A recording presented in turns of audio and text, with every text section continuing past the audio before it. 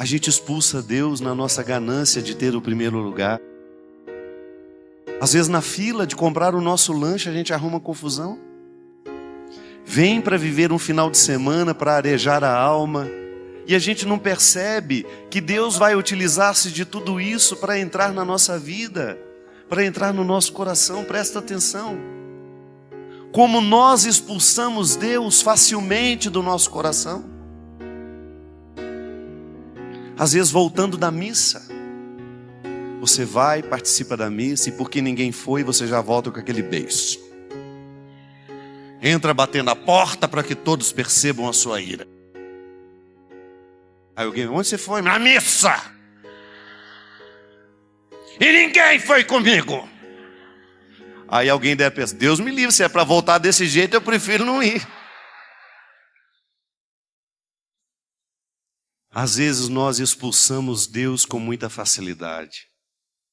Um pouquinho de arrogância no nosso olhar. Você olha para o outro que é mais simples que você. Você olha para o outro que não tem a mesma roupa bonita que você. Você olha para o outro e ele não tem o mesmo aspecto de santinho que você. Ou porque ele tem uma tatuagem no braço, ou porque ele tem um brinco na orelha. Ou porque ele é meio esquisito. E a gente já faz o nosso julgamento horroroso, achando que aquela pessoa é um lixo, um trapo, que nem merece estar entre nós. Já expulsamos Deus. Não criamos a ambiência para a nossa conversão. E olha que nós somos gruta, escura. Que Deus continua escolhendo para nascer em nós. E nós varremos o menino Jesus para fora. Na ânsia de sermos católicos e cristãos, nós expulsamos a origem da nossa fé.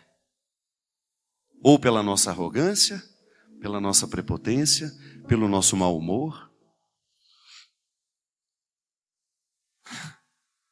A ambiência do nosso cristianismo.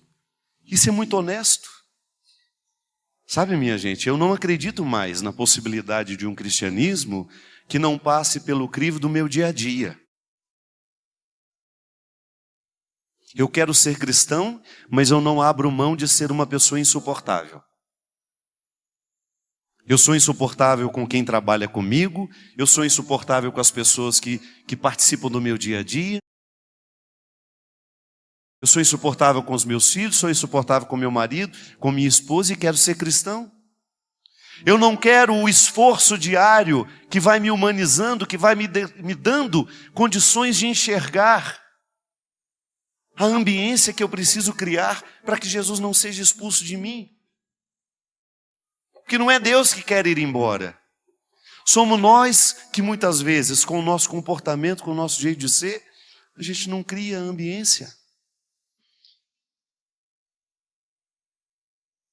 Tomai e comei, todos vós.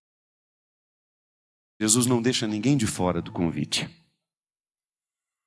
O Natal é a Eucaristia por excelência.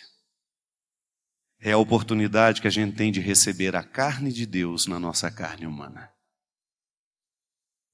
É por isso que nós não podemos perder o significado dessa noite. E é por isso que o presente mais bonito que nós podemos oferecer aos outros é o Cristo que vive em nós. Olha, se você quiser presentear de maneira cristã alguém, ofereça a ela uma mudança no seu comportamento. Você já imaginou que maravilha dentro das nossas casas, se esse fosse o principal presente? Se você olhasse nos olhos do seu filho, do seu marido, da sua esposa, do seu irmão, e você se comprometesse com ele, de não expulsar Deus da sua casa a partir das suas atitudes.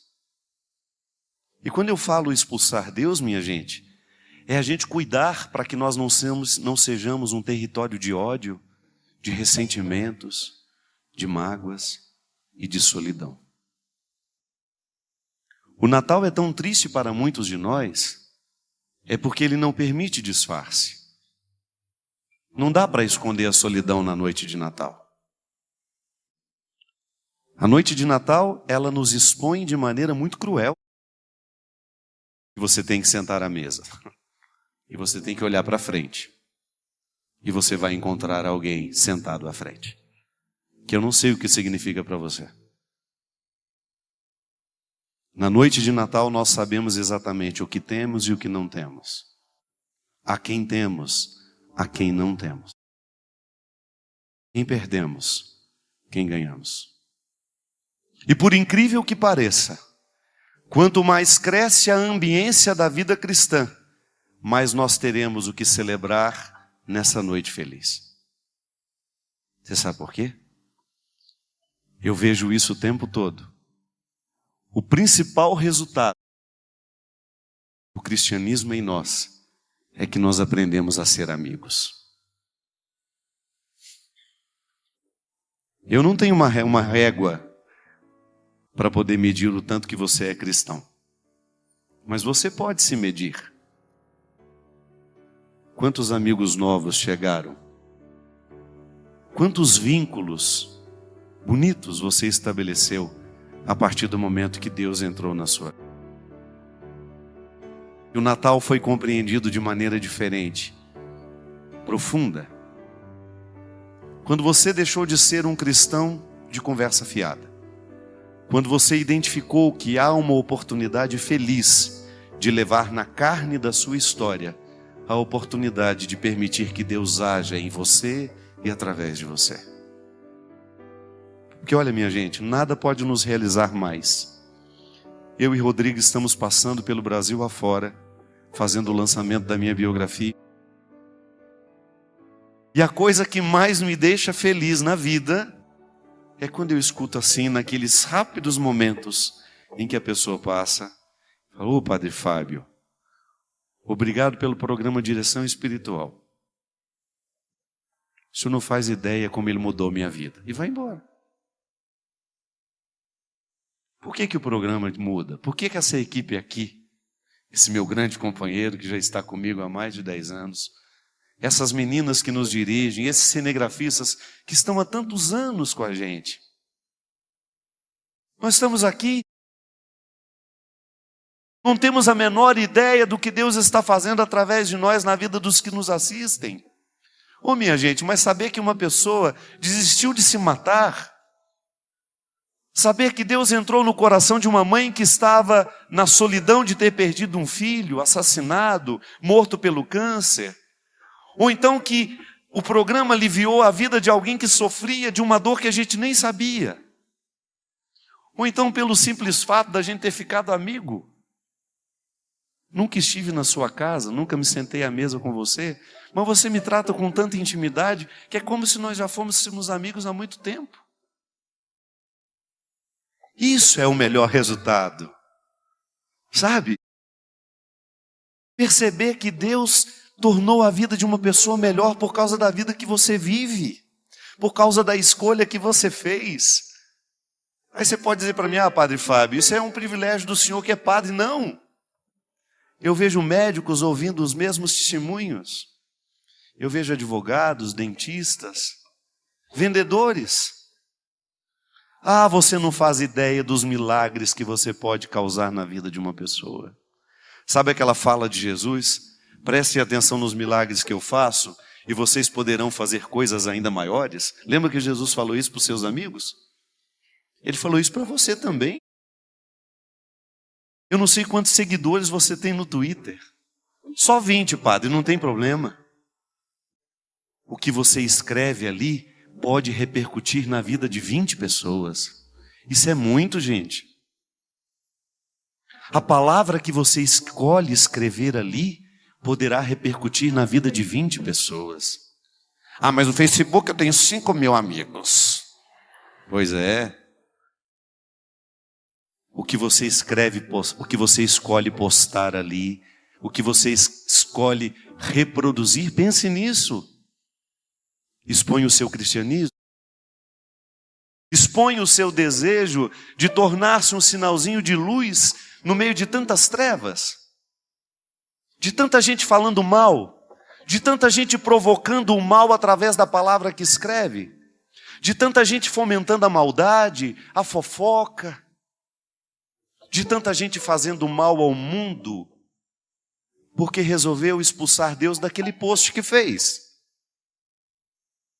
porque não optou pelo Natal. O que é o Natal?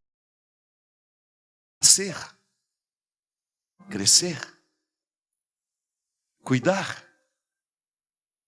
Eu tenho a oportunidade diária de criar a ambiência do meu cristianismo e do outro.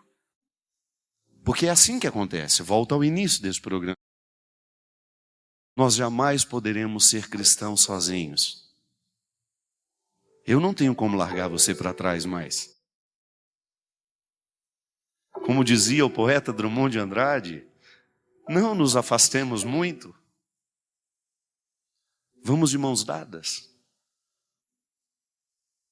Vamos iluminar esse mundo com as nossas convicções. Vamos tornar o mundo mais belo a partir dos nossos posts, das nossas palavras, das nossas atitudes.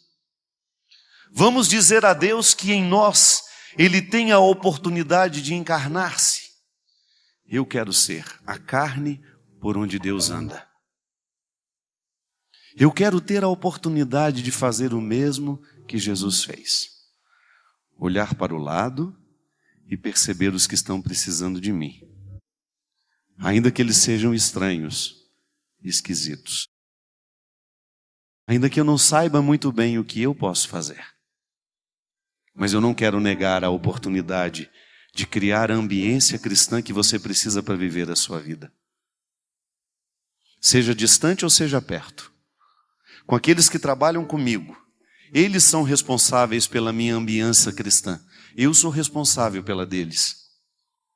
Nós deveríamos ser os sentinelas uns dos outros, de criar as condições para que Deus não seja expulso da nossa vida, através das nossas atitudes. Toda vez que eu sentir que o ódio está prevalecendo, eu quero ir lá intervir. Pode ser diferente, sem arrogâncias.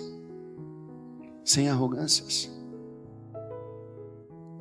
A oportunidade de entrar na vida do outro e dizer: coragem. Quando a solidão, quando o meu passado não passa, eu ter a oportunidade de receber esse apoio e de fazer o mesmo pelo outro.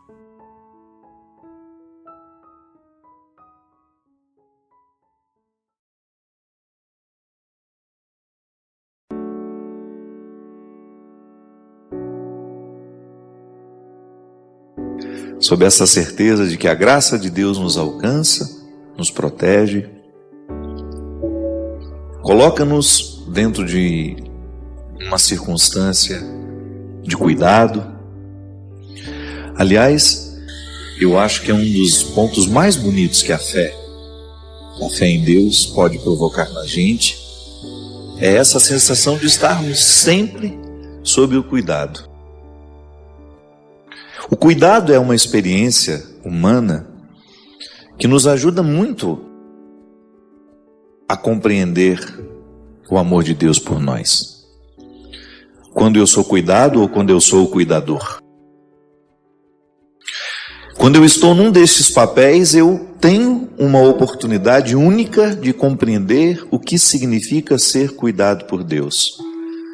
Porque a fé nos ensina, e esse conforto nos é dado pela fé, que a graça de Deus é o amor, a misericórdia que antecede toda e qualquer atitude humana. Ainda hoje, lá em casa, nós falávamos sobre como é difícil na vida de uma pessoa precisar enfrentar a doença, a idade, ou os dois juntos, né? A idade e a doença, sem ter alguém que cuide. É muito triste você ter de experimentar a sua indigência na solidão. Porque quando faltam as forças da gente, só a graça nos basta. Você que está precisando enfrentar a perda de um filho, por exemplo, você não tem forças humanas para ver um filho ser sepultado. Quantas vezes eu estive ao lado de mulheres que precisavam sepultar os seus filhos, não existia força humana para isso. É doído demais. E naquele momento, Somente a graça de Deus pode nos ajudar, pode nos sustentar. Somente quando estamos sustentados pela graça de Deus é que nós damos conta de passar por essas barreiras, por essas tempestades, por essas lutas. Ele nos sustenta. Nos sustenta, nos dá condições de compreender a fraqueza como uma oportunidade de conhecer esse Deus que nos antecede. Porque é assim, é como se nós tivéssemos esgotado todos os nossos recursos. Eu já dei a minha paciência, eu já dei a minha caridade, eu já dei a minha coragem, eu já dei o meu amor, eu já dei a minha misericórdia e não sobrou nada de mim. Então, Deus vem e me sustenta com aquela reserva, como se fosse o nosso pré-sal, né?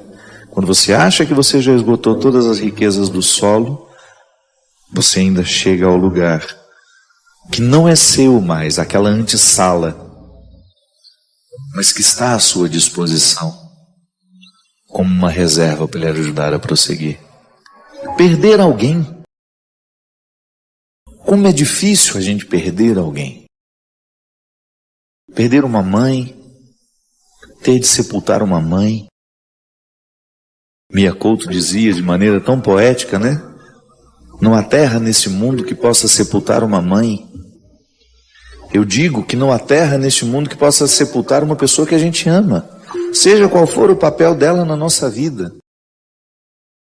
Seja por uma ligação biológica, pelo sangue igual que nós temos, ou seja pelo vínculo que a vida nos proporcionou viver.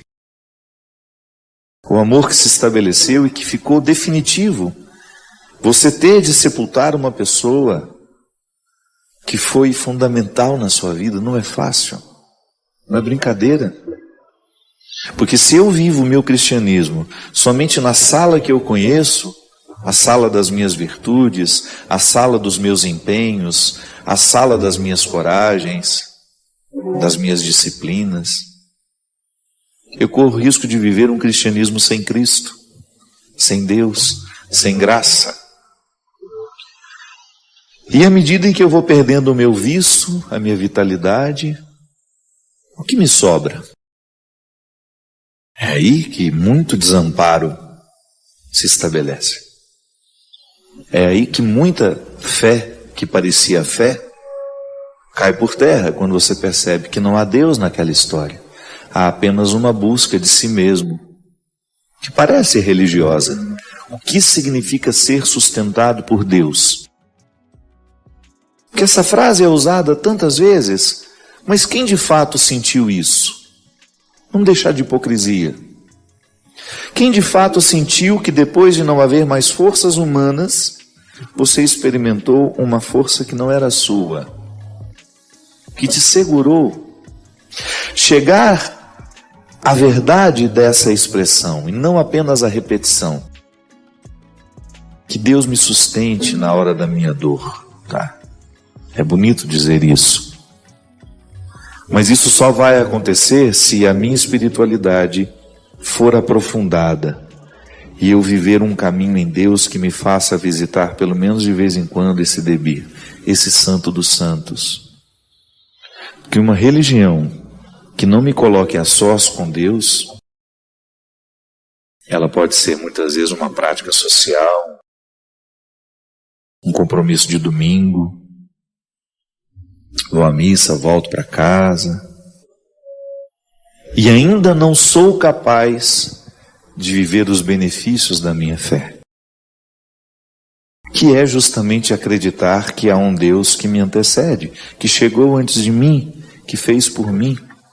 Santo Agostinho dizia isso, que a graça de Deus, ela nos antecede para que a gente possa amar, até para que a gente possa reconhecer o erro que a gente comete. Santo Agostinho dizia que até para a gente se reconhecer pecador, nós já temos que estar sob o influxo da graça. Então, essa graça, esse favor que me antecede em qualquer atitude. Então, por que eu amo? Porque eu sou anteriormente amado? Por que eu sou misericordioso? Porque anteriormente alguém foi misericordioso comigo. Por que eu devo ser justo? Porque anteriormente me foi dado o direito de conhecer a justiça. Na teologia nós aprendemos que a graça é o amparo da vida humana. É simples de entender. É como se fosse uma antessala que não nos pertence, mas nos foi dada. Sabe? Ela não é produzida por nós, mas nós podemos frequentar. Não fui eu que construí a antessala. A sala eu estou construindo, que é a minha vida, mas a antessala não. Me foi dado o direito de frequentar. Então me antecede. Quando eu descobri que Deus é amor, quando eu tive a oportunidade de conhecer a misericórdia de Deus que nós celebramos no último final de semana, quando eu descobri o significado dessa misericórdia como uma graça que me antecede, e quando eu vi os benefícios dessa misericórdia na minha vida, mas eu quero contar isso para todo mundo. Não quero mais, eu não quero perder a oportunidade, ainda que seja numa graça que eu faço, ainda que seja numa piadinha que eu conto. Eu ter a oportunidade de mostrar que Deus é amor, isso para mim é a minha maior alegria. Eu sempre digo isso para mim mesmo, né? Quando eu vejo o resultado do meu trabalho, quando eu vejo tantas pessoas prestando atenção nas minhas palavras, para não me encher de vaidade e pensar que isso é meu, é só lembrar que eu não digo uma palavra, ainda que eu fale isso de forma diferente, que eu não tenha aprendido no Evangelho, que eu não tenha aprendido com Jesus. Então, o meu pano de fundo é Ele. Foi com Ele que eu aprendi. É com Ele que eu aprendo diariamente aquilo que eu faço questão de ensinar. Sabe por quê? Porque me fez bem. Então, ter fé é você reconhecer que em nenhum momento você esteve sozinho. Nas pedras das estradas onde andei, nas perdas que enfrentei para ser quem sou, no fracasso que vivi, comigo estavas o tempo todo ali. O teu amor me basta. O teu olhar me alcança. Em teu colo sou criança e o teu prazer é me guardar. E sob a tua graça eu ponho a minha vida. Quando eu não tenho saída, a tua voz me faz voltar. E eu me lembro que no dia que eu fiz a música, eu fui fortemente visitado pelos acontecimentos que foram para mim muito difíceis de serem enfrentados. As lutas, as dificuldades, tudo que fez parte da minha vida nos últimos 2 anos.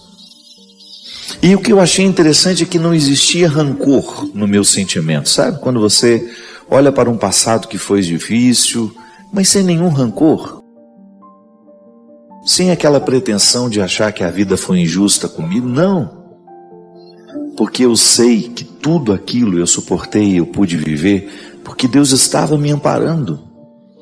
Foram felizes oportunidades, muito difíceis na hora de serem vividas, mas depois que você olha para trás, você percebe que foram oportunidades felizes que você teve de ser carregado por Deus. Isso faz com que a gente viva uma experiência de Deus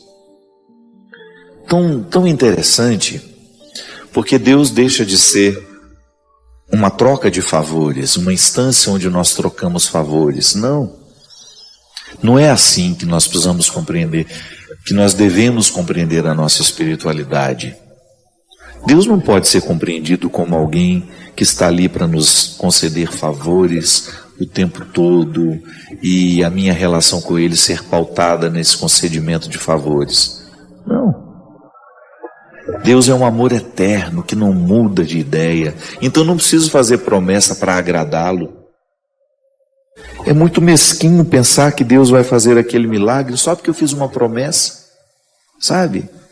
A nossa espiritualidade precisa amadurecer e pensar que o amor de Deus está sempre à nossa disposição. Ele não muda de ideia. Ele quer sim que você consiga o emprego. Ele quer sim que você tenha saúde. Deus não muda de ideia em relação àquilo que é bom para nós. Mas nem sempre nós conseguimos saber o que é bom para nós. Quantas pessoas insistiam, ficavam até magoados com Deus.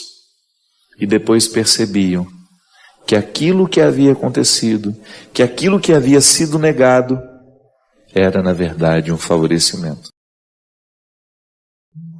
Volto a dizer, precisamos ter muita maturidade espiritual para compreender os nãos da vida, as perdas, os sofrimentos e as lutas. Deus não é mesquinho igual nós somos, viu? Se nós precisamos de moeda de troca para poder fazer favor a alguém, Deus não é assim. Deus é graça, Deus é amor, Deus é misericórdia. E não adianta tentar negociar com Ele, porque Ele não muda de ideia, Ele só quer o nosso bem. E se não acontece de acordo com o que nós esperávamos, pode ser que aquilo que nós tanto desejávamos não é o melhor para nós. Deixa que o tempo lhe responde. Então a fé consiste em você permitir que depois de você ter feito todo o esforço para aquilo que você queria, você trabalhar com a possibilidade de que alguma coisa dê errado, porque não era isso que Deus queria exatamente para você. Não é sempre que o meu querer é o mesmo querer de Deus. Às vezes eu posso estar enganado. Ainda essa semana mesmo eu coloquei lá no meu Instagram. Nem sempre o desejo é confiável. Porque o meu desejo pode estar a serviço do que eu quero e não daquilo que eu de fato necessito. Então eu rezo, faço promessa, faço isso, faço o meu esforço e o negócio dá errado, eu fico decepcionado com Deus. Não, pelo amor de Deus. Por amor a Ele, a nossa espiritualidade precisa ser madura. Fazemos o nosso esforço, nós rezamos, nos empenhamos, mas Deus não aceita moeda de troca. É disso que nós estamos falando.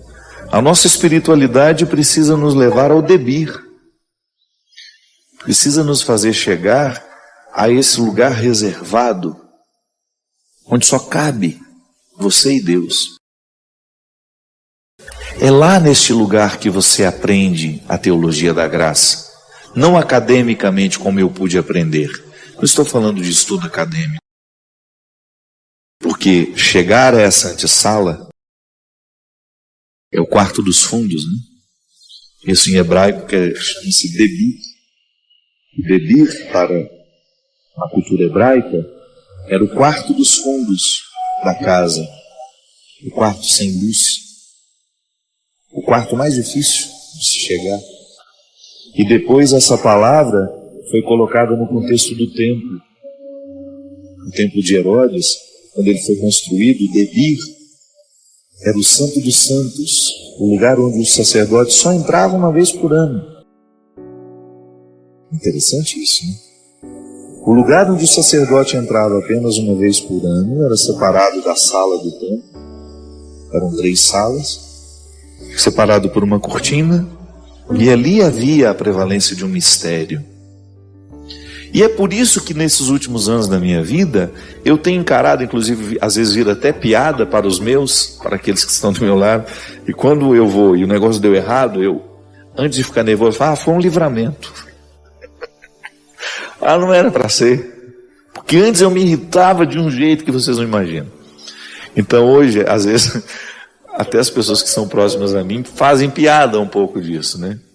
Mas é verdade, eu acredito mesmo nisso. Se eu fiz um esforço para chegar lá, para acontecer, não aconteceu, então não era para ser. Deus não queria que fosse assim. A mim é um conforto espiritual. Me livra da ira, me livra de muitas vezes querer ter o controle de tudo, sabe? E aí eu me sinto cuidado por Deus. Não era para ir nessa hora, porque Deus preparou uma hora melhor para mim. Vai ser melhor ir amanhã. Às vezes eu estou naquela ânsia de ir embora para casa e não deu certo, não deu certo. A minha equipe tentou de tudo, não deu certo. Eu falo, então tá bom. É livramento, não era para ir. Mas o conhecimento dessa graça, o conhecimento dessa reserva, só é possível àqueles que ousam misticamente aprofundarem a sua fé. Porque senão nós vamos ficar dentro de um contexto raso de espiritualidade, sabe, de favores e deveres, de direitos e deveres. Um Deus que nos presta favor, um Deus a quem a gente faz umas gracinhas com o nosso comportamento, a quem a gente paga algumas promessas, a quem a gente faz algumas orações decoradas. Não, não estou falando dessa religiosidade rasa. Eu estou falando de um mergulho humano, numa compreensão mística, de um Deus que está em nós, que nos orienta, que mexe no nosso jeito de ser, e que vai nos ajudando a conhecer essa antessala onde Ele está nos sustentando.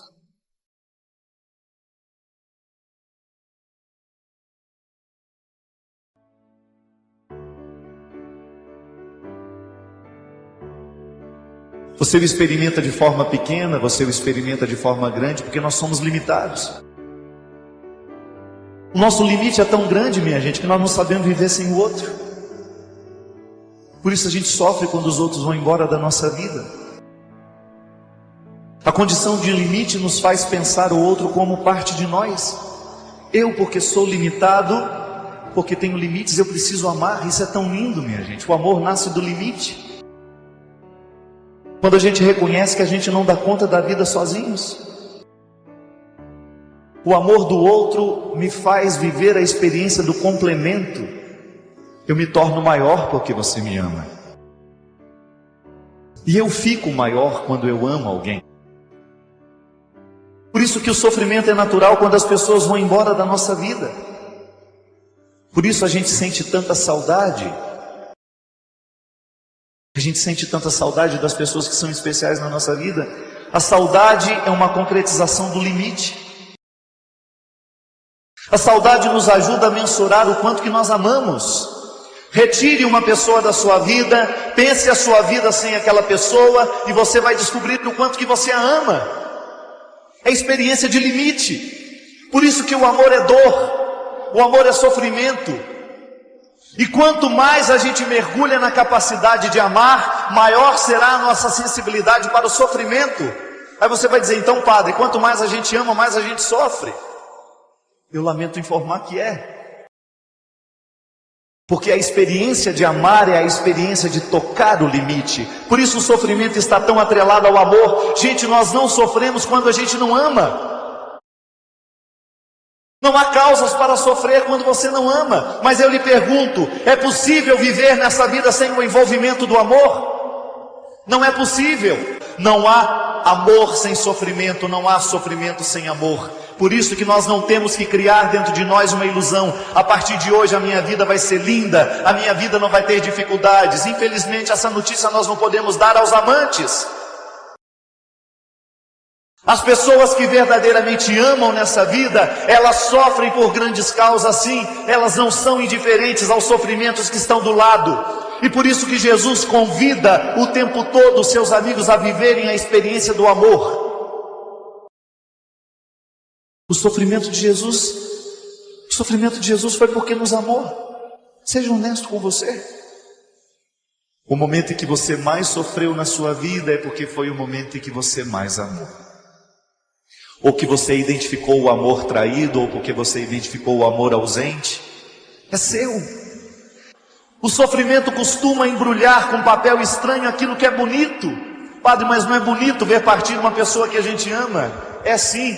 Porque naquele momento em que ela está partindo, o processo naturalíssimo da vida, você está identificando que um dia alguém extraiu o que você tinha de melhor. A gente não chora por quem não fez diferença na vida da gente não, gente. Se a gente está sofrendo por alguma causa, é porque aquilo é importante para nós. Por isso que nós não podemos desprezar a matéria do nosso sofrimento. Por isso que nós não podemos fechar a porta e dizer, aqui você não entra. Como não entra? Se Ele está justamente pronto, parado na porta, para mostrar aquilo que você tem de mais precioso. Eu não tenho como deixar de sofrer, porque eu não tenho como deixar de amar. E tenho certeza que se hoje você tivesse que passar por esse processo de escolha, você também não iria querer. De repente você acorda e a vida não é mais do jeito que você queria. De repente as pessoas que você ama vão embora. De repente as pessoas morrem de maneira trágica. E nós ficamos aqui com essa vida precisando dar um jeito nela. É o parto novamente. É a minha experiência de estar mais uma vez no útero da vida, sofrendo o processo da contração e a vida me expulsando. E agora? O que você vai fazer? Aí chegamos ao primeiro ponto. Eu não posso mudar o fato de ter que sofrer. Você não pode mudar o fato de você ter que sofrer. Então aí nos vem uma pergunta. Se eu vou ter que sofrer nessa vida, então eu preciso descobrir como sofrer. Não é tanto o porquê sofrer, mas como sofrer. Quantas vezes você se pergunta: meu Deus, por que eu estou sofrendo tanto assim? E você chega a alguma resposta? Nem sempre. Nem sempre nós encontramos respostas para as causas do nosso sofrimento. Nem sempre nós conseguimos chegar à resposta do porquê que a dor bateu à nossa porta. Agora eu pergunto para você, se você não pode chegar à resposta, ou se até mesmo chegar à resposta não adianta muita coisa, não alivia o sofrimento que você sofre, qual é a outra pergunta que você pode fazer? Eu não tenho como mudar a dor, ela está aqui, bateu à minha porta. Então agora eu preciso descobrir como sofrer. Padre Fábio, sua bênção. Gostaria que o senhor me retirasse uma dúvida. Por que a gente sofre tanto quando a gente ama? Minha filha, não tem como ficar só com a parte boa do negócio, né? O amor é uma doação. Toda vez que eu amo, de alguma forma eu estou saindo de mim. De alguma forma eu estou permitindo que o outro entre dentro da minha vida, dentro do contexto da minha vida. E é natural que isso esbarre, que isso machuque, que isso provoque dificuldades que fazem a gente sofrer. Amar é você dar ao outro um espaço na sua vida, mas ao mesmo tempo é você aceitá-lo como ele é, né? E nem sempre o jeito do outro ser é totalmente favorável. Às vezes são incômodos que provocam sofrimentos, são situações desagradáveis que geram da própria convivência. Mas aí, quando a gente ama, a gente é capaz de passar por cima de tudo isso, porque o amor que a gente tem é infinitamente superior àquilo que nos desagrada. O problema é quando aquilo que nos desagrada fica superior ao tanto que a gente ama. É por isso que aí vai ficar mais difícil perdoar. Quando você não tem amor suficiente para perdoar, é porque a parte ruim do outro está prevalecendo. E aí é um descuido que pode acontecer ao longo da vida.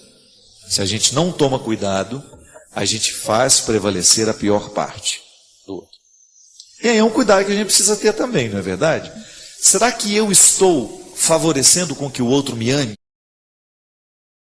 Esse exame de consciência a gente precisa fazer sempre. Porque às vezes a gente fica querendo esperar. A gente fica esperando do outro sempre que ele nos ame, que ele nos trate com carinho, que ele nos trate com respeito.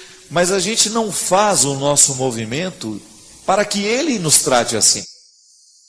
Então é uma questão que nós precisamos ter coragem de tocar, né?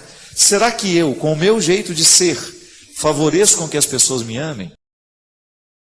Porque, gente, às vezes a gente encontra gente tão aborrecida, mas tão aborrecida, que fica difícil amá-las. E não é que o outro não quer amar, é porque o outro coloca muito empecilho, obstáculo, com o próprio jeito de ser. Então precisamos tomar cuidado, porque se a gente fica aborrecido demais, a gente vai afastar as pessoas de nós. Se a gente fica pegajoso demais, o outro não aguenta isso. Ninguém aguenta gente pegajosa. Então cuidado para você não cometer os exageros. Você quer tanto ser amado pelo outro, que você acaba chutando. Como é que é? Colocando os pés pelas mãos, né? Tem a expressão, né? Cuidado para você não forçar demais para que o outro queira bem, para que o outro te ame, e isso acaba provocando o efeito contrário. O amor é natural, minha gente. A amizade é um processo natural. A aproximação é um processo natural. Se não aconteceu é porque não tem naturalidade nisso. A gente não pode exigir que o outro nos ame, a gente não pode exigir que o outro nos queira como amigos. Agora, a gente pode exigir o respeito. E a relação respeitosa, ela sempre faz muito bem a todos nós. Então, cuidado para você não permitir que a parte ruim da pessoa que você ama, que faz parte da sua vida, venha prevalecer sobre o amor que você tem por ela. E você que é amado, cuidado para você não oferecer demais ao outro a sua pior parte e dificultar esse relacionamento. Padre Fábio, sua bênção. Gostaria que o senhor me retirasse uma dúvida. Por que a gente sofre tanto quando a gente ama? Minha filha, não tem como ficar só com a parte boa do negócio, né? O amor é uma doação. Toda vez que eu amo, de alguma forma eu estou saindo de mim. De alguma forma eu estou permitindo que o outro entre dentro da minha vida, dentro do contexto da minha vida. E é natural que isso esbarre, que isso machuque, que isso provoque dificuldades que fazem a gente sofrer. Amar é você dar ao outro um espaço na sua vida, mas ao mesmo tempo é você aceitá-lo como ele é, né? E nem sempre o jeito do outro ser é totalmente favorável. Às vezes são incômodos que provocam sofrimentos, são situações desagradáveis que geram da própria convivência. Mas aí, quando a gente ama, a gente é capaz de passar por cima de tudo isso, porque o amor que a gente tem é infinitamente superior àquilo que nos desagrada. O problema é quando aquilo que nos desagrada fica superior ao tanto que a gente ama. É por isso que aí vai ficar mais difícil perdoar. Quando você não tem amor suficiente para perdoar, é porque a parte ruim do outro está prevalecendo. E aí é um descuido que pode acontecer ao longo da vida. Se a gente não toma cuidado, a gente faz prevalecer a pior parte do outro. E aí é um cuidado que a gente precisa ter também, não é verdade? Será que eu estou favorecendo com que o outro me ame? Esse exame de consciência a gente precisa fazer sempre. Porque às vezes a gente fica querendo esperar. A gente fica esperando do outro sempre que ele nos ame, que ele nos trate com carinho, que ele nos trate com respeito. Mas a gente não faz o nosso movimento para que ele nos trate assim. Então é uma questão que nós precisamos ter coragem de tocar, né? Será que eu, com o meu jeito de ser, favoreço com que as pessoas me amem? Porque, gente, às vezes a gente encontra gente tão aborrecida, mas tão aborrecida, que fica difícil amá-las. E não é que o outro não quer amar, é porque o outro coloca muito empecilho, obstáculo, com o próprio jeito de ser. Então precisamos tomar cuidado, porque se a gente fica aborrecido demais, a gente vai afastar as pessoas de nós. Se a gente fica pegajoso demais, o outro não aguenta isso. Ninguém aguenta gente pegajosa. Então cuidado para você não cometer os exageros. Você quer tanto ser amado pelo outro, que você acaba chutando. Como é que é? Colocando os pés pelas mãos, né? Tem a expressão, né? Cuidado para você não forçar demais para que o outro queira bem, para que o outro te ame, e isso acaba provocando o efeito contrário. O amor é natural, minha gente. A amizade é um processo natural. A aproximação é um processo natural. Se não aconteceu é porque não tem naturalidade nisso. A gente não pode exigir que o outro nos ame, a gente não pode exigir que o outro nos queira como amigos. Agora, a gente pode exigir o respeito. E a relação respeitosa, ela sempre faz muito bem a todos nós. Então, cuidado para você não permitir que a parte ruim da pessoa que você ama, que faz parte da sua vida, venha prevalecer sobre o amor que você tem por ela. E você que é amado, cuidado para você não oferecer demais ao outro a sua pior parte e dificultar esse relacionamento.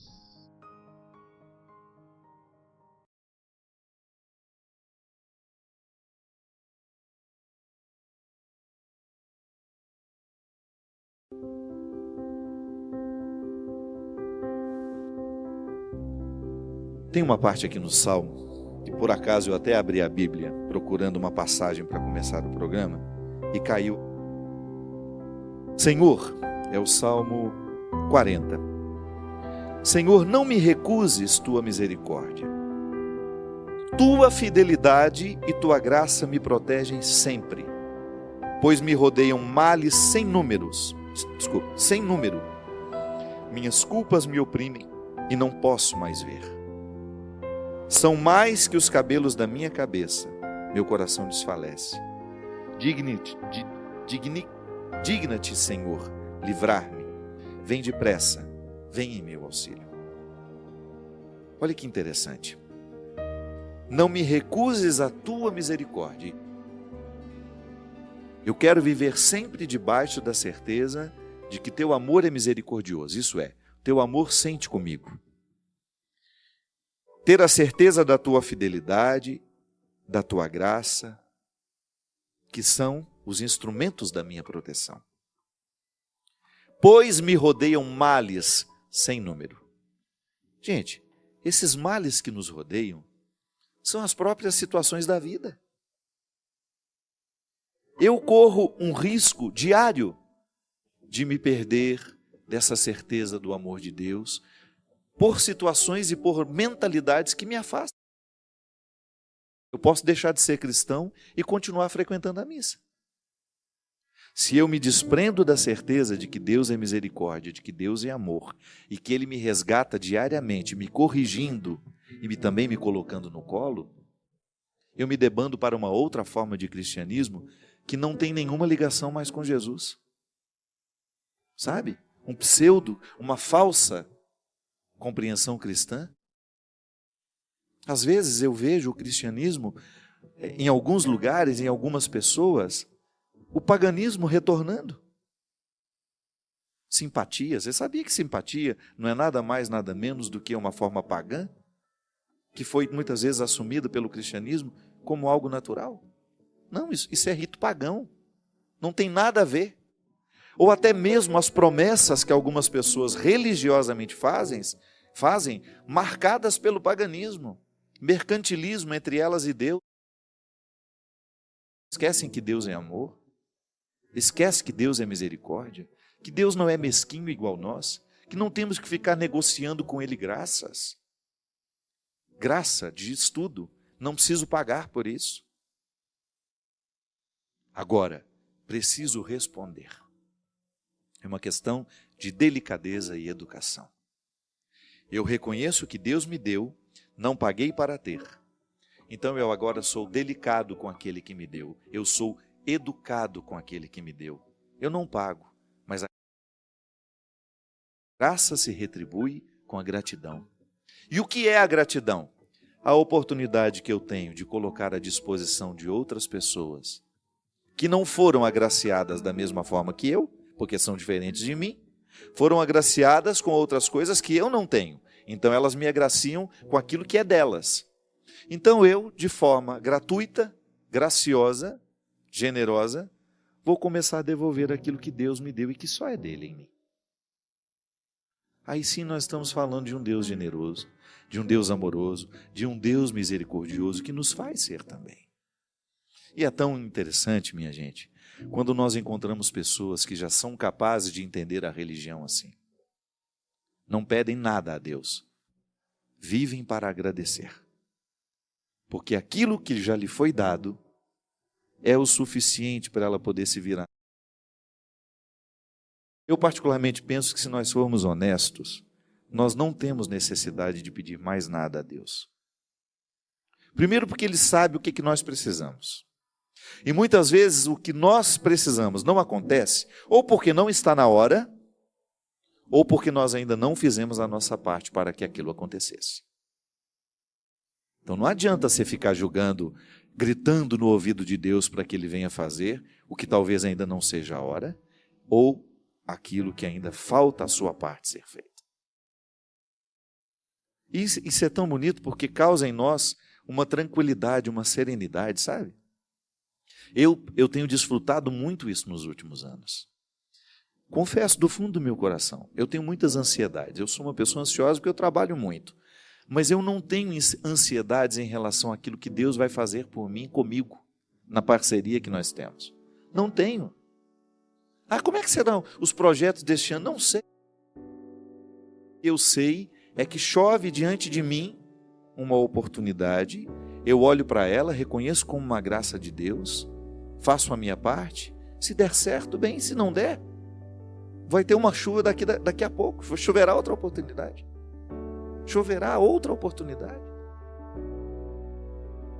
E assim nós vamos assumindo uma espontaneidade, uma naturalidade. A gente vai retirando essa ansiedade, porque às vezes as pessoas estão tão pesadas, tão necessitadas de saberem como será, como vai acontecer, e fica azucrinando Deus.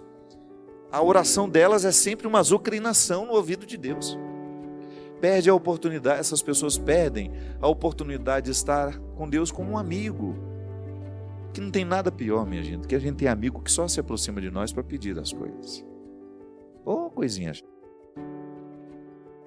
Eles nunca aparecem, aí manda um WhatsApp. Oi, tudo bem? Eu já sei. Digitando. Eu sei que o digitando vai ser. Aí vem. É aniversário da minha avó, será que você podia mandar um vídeo para ela? Eu sei que isso é chato. A pessoa fica 1 ano sem falar com você. Mas na hora que ela lembra que ela precisa. Deus às vezes é interpretado assim. O exemplo do vídeo é brincadeira, né? Estou falando quando você experimenta isso, eu nem preciso ficar te explicando, não. Você sabe muito bem como é ruim estabelecer ou ter uma pessoa que só lhe procura quando precisa. Não fica gratuita, a amizade não amadurece. Com Deus acontece a mesmíssima coisa. Muitas vezes nós não avançamos na relação com Ele, porque nós só o procuramos porque precisamos pedir. É aquela velha, nossa, eu estou precisando rezar. Essa frase nunca deveria sair na boca de um verdadeiro cristão. Nós não estamos precisando rezar. Nós deveríamos rezar naturalmente. Não deveria ser um fato ocasional, não. Vida cristã, vida espiritual, é a vida de todo dia, de toda hora, de nós sorvermos este Deus que está aqui neste estúdio, que está aqui nessa música, que está aqui nas pessoas que trabalham, que está aqui nas pessoas, nos bastidores que a gente nem enxerga. Isso é vida espiritual. Cada um fazendo bem o seu papel, desenvolvendo bem a sua função. Isso é ser cristão. É a gente trabalhar com honestidade, é a gente trabalhar com dignidade. É a gente dar ao outro. Ainda agora eu estava dizendo, voltei de Portugal e eu fiquei impressionado com a penetração da Canção Nova no meio dos portugueses. Como a Canção Nova tem ajudado a reconstruir no coração de tantas pessoas que foram estragadas por discursos religiosos, muitas vezes feitos pelos pais, na maior ingenuidade, sem saber que estavam estragando os seus filhos. Homens e mulheres de 60, 70, 80 anos, tendo a feliz oportunidade de redescobrirem Deus de um jeito certo. Como? Através da Canção Nova. E você vai dizer que essas pessoas não participaram dessa evangelização? Não. Eu, quando chego ao coração de tanta gente através deste programa, eu estou amparado por muita gente aqui. Então, o Deus que acontece através deste programa, não é somente através deste microfone, não é somente através do Christian, não, é toda uma equipe técnica que está cuidando de nós. Se um deles não estiver na mesma consonância, se um deles estiver aqui com o coração pesado, ele deixa de participar do projeto. Então, não tem de dizer, estou precisando rezar. Não, a oração deve ser para nós. A gente tem que compreender a oração a partir da necessidade que nós temos de amar e ser amados. Eu preciso de pessoas onde eu me sinta amado. Isso é rezar. A minha relação com Deus passa pela mesma regra. Ali, o Salmo, que diz de maneira tão bonita, Senhor, me proteja com a sua misericórdia. É esse Deus que nós precisamos entender. Não um Deus que vende graças, que cobra o dízimo para poder nos dar algum benefício, não. É um Deus amoroso, que não se cansa de bater à porta do nosso coração e da nossa vida para poder torná-la muito melhor, para participar intensamente da nossa história.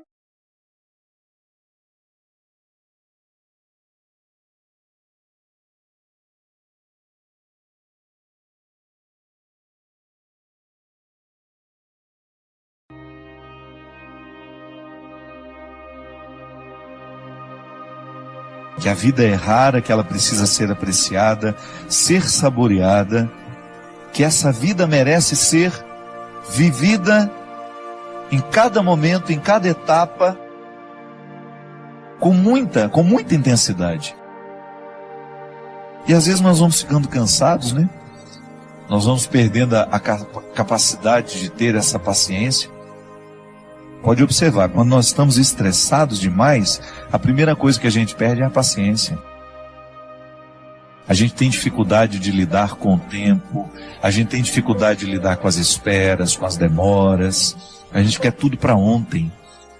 A gente coloca a nossa alma num ritmo tão acelerado e que é tão contrário a ela. Minha gente, nós precisamos prestar muita atenção no ritmo que nós estamos dando à nossa alma.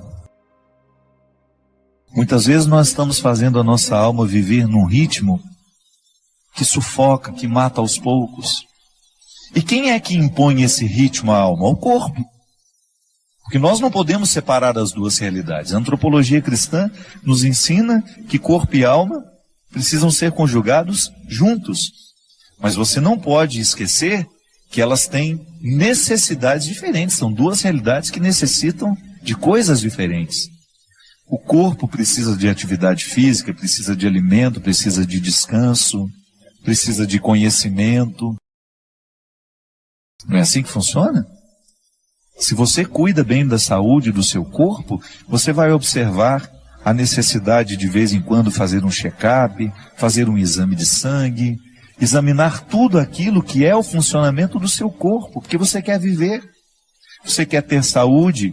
Então, para ter saúde, é preciso administrar as necessidades do corpo. É preciso compreender o mecanismo do corpo, como é que ele funciona, quais são as necessidades que ele tem. O corpo precisa ser hidratado, então por isso a gente não pode esquecer de beber água. O corpo precisa de higiene, por isso que nós não podemos deixar de tomar banho, cortar o cabelo, cortar as unhas. O corpo precisa de ter dinâmica, ele precisa estar disposto. Para isso que a gente coloca uma disciplina de atividade física, para que esse corpo não fique envelhecido mais do que a idade que você tem. Isso também acontece, às vezes a gente está com 50 anos, mas por causa da vida errada que a gente deu ao corpo, que a gente impôs ao corpo, talvez a gente já esteja com 70 anos na carne, mas não na realidade. Então o corpo tem necessidades que, se a gente não observa, ele entra num processo de falência logo. Aí aquela vida bonita que você poderia desfrutar, você não desfruta porque você foi negligente com as necessidades do seu corpo. Aí você vai para as necessidades da alma. Oh, meu Deus! Como são diferentes as necessidades da alma. A alma precisa de oração, a alma precisa de silêncio. Claro, é o corpo que faz esse silêncio para que depois a alma possa sentir. Eu gosto de dizer que quando o corpo fica calado, até que a alma comece a sentir os benefícios do corpo estar quieto e calado, vai um tempo. Não é imediato. A alma fica rebuliça dentro do corpo porque a gente está sempre apressado. Nós estamos dando ao corpo um ritmo alucinante constantemente. Então a alma tem dificuldade de descansar. E a oração, a verdadeira oração, é aquela que, calado o corpo, a alma também começa a se calar. E aí ela começa a ficar propensa a Deus. Ela começa a ter a possibilidade de ter um encontro com Deus. Por quê? Ao disciplinar o corpo numa quietude e num silêncio, a alma começa a entrar neste contexto de silêncio, de quietude, que é onde a gente vai ter a oportunidade de ouvir Deus falar com a gente. Porque eu vou te contar uma coisa, hoje é impressionante como nós encontramos pessoas que estão destruindo as suas vidas porque não aprenderam a paciência. A pressa nos mata. Você que está me ouvindo, eu tenho certeza que você sofre na sua carne as consequências da sua ansiedade. A ansiedade te adoece. A falta de paciência prejudica o seu relacionamento com os outros. A sua vida te exige. Você tem uma vida social que te joga para fora o tempo todo. Você trabalha muito, você encontra muita gente. E qual é o espaço que você cria para criar dentro do seu coração esse espaço de paciência que só Deus pode nos dar?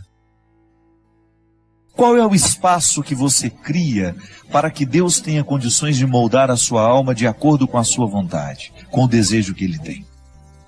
Qual é o espaço que você oferece a Deus para que o seu florescimento espiritual aconteça?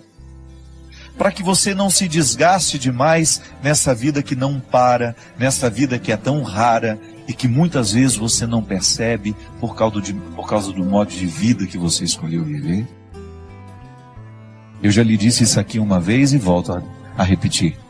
O fundador da Congregação dos Padres Sagrado Coração de Jesus, lá onde eu fui formado, graças a Deus, toda a minha formação eu devo à Congregação do Sagrado Coração de Jesus. Padre João Leão Deon, ele dizia assim: Deus não pode fazer nada com as nossas obras se antes Ele não possuir o nosso coração. É disso que eu estou falando.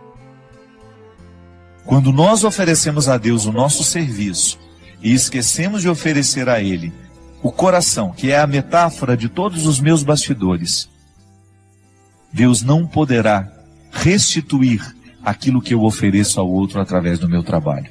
E em pouco tempo eu estarei oferecendo a mim.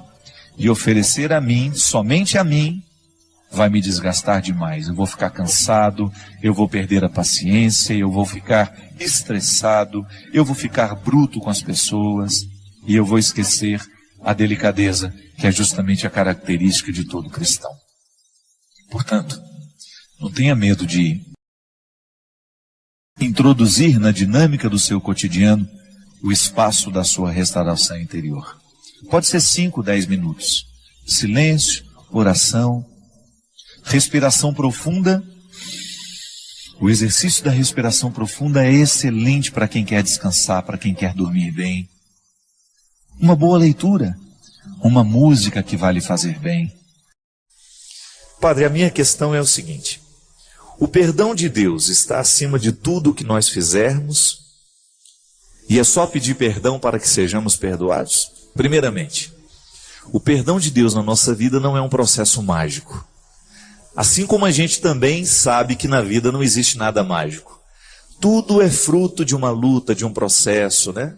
A gente não tem nenhuma solução mágica para as coisas. E Deus também nos trata segundo a vida. A teologia nos ensina que Deus não contradiz em nada a ordem das realidades criadas. Deus não pode interferir na história de maneira a contrariar a realidade criada. Deus não contradiz a criação. E o processo da vida humana está totalmente inserido ao processo da realidade criada. Eu sou um ser humano que vivo as regras da condição humana. Você é um ser humano que vive as regras da condição humana. E aqui existe aquela lei básica. O que a gente planta, um dia a gente colhe. Quando nós falamos de erros humanos, nós falamos então desse contexto, nós estamos dentro desse contexto. Um erro é sempre uma realidade que tem o poder de nos incomodar. Se não incomoda hoje, mais cedo ou mais tarde vai incomodar. Os erros é como se fossem pedras cheias de arestas, né? Que não se acomodam muito fácil dentro de nós. Como é que nós podemos entender o perdão de Deus na nossa vida? Perdoa tudo? O perdão de Deus está acima de qualquer realidade humana? Está. Mas tudo em Deus se configura como realidade de 2 pilares. Aquilo que é o dom que nós recebemos de graça, mas aquilo que é tarefa, isto é, aquilo que é uma realidade que depende do nosso esforço. Então Deus nos perdoa sempre? Perdoa sempre. O amor de Deus por nós está acima de qualquer erro. O pior dos criminosos, o erro mais hediondo, o crime mais hediondo tem perdão para ele diante dos olhos de Deus? Claro. Deus é misericordioso e vai estender sempre o seu amor na direção da humanidade. Só que há um detalhe. Há uma realidade humana que também precisa ser perdoada. E muitas vezes a dimensão do amor e do perdão de Deus não consegue atingir a realidade humana, não é porque Deus não quer perdoar, é porque a realidade humana ainda está terrivelmente machucada pelo erro cometido. De maneira que nós só podemos entender e compreender o benefício do perdão de Deus quando nós trabalhamos também na realidade do perdão humano. Então não adianta nada a pessoa vir se confessar, contar os seus pecados, os seus erros, se não houver, depois da confissão, um processo de reintegração, isso é, de reharmonizar o que estava desarmonizado ali dentro. Então o dom de Deus, que é perdoar sempre, só vai ter eficácia na vida humana a partir do momento em que a certeza deste amor nos faz corrigir o que é humano. Por isso que o perdão é sempre um processo terapêutico de reconciliação, de cura, né? Muitas vezes nós encontramos pessoas que já confessaram os seus pecados, mas que ainda não confessaram a elas mesmas. Já receberam a absolvição de Deus, mas ainda não receberam a absolvição delas mesmas. É interessante, eu me recordo daquele filme Titanic, né? Quando, já nas cenas finais, quando aquela senhora velha está contando que os botes, os barquinhos, né? Que foram embora, quando não voltaram para socorrer os que estavam ali, à deriva, no mar gelado, porque tinham medo. Os botes que cabiam ali, 80 pessoas, estavam com no máximo 20.